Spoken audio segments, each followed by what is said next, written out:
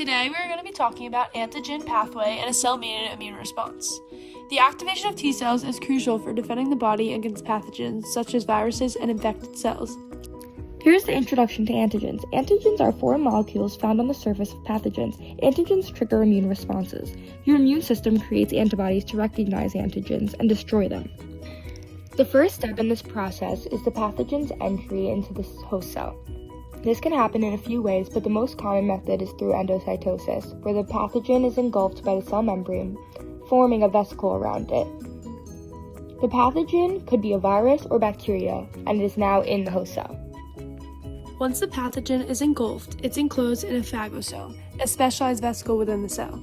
This step ensures that the pathogen is isolated from the rest of the cell, preventing it from causing immediate damage.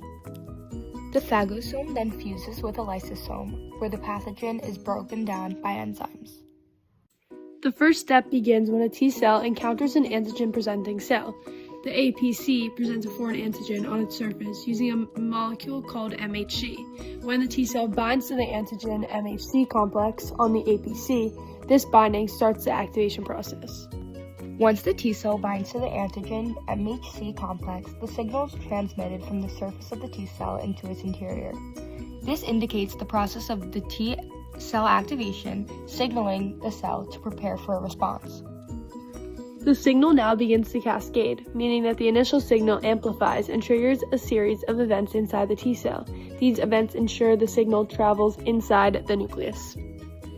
As the signal travels through the cytoplasm, it eventually reaches the nucleus of the T cell, which is the control center of the cell where DNA is stored. This is where the instructions for the T cell's response are also stored.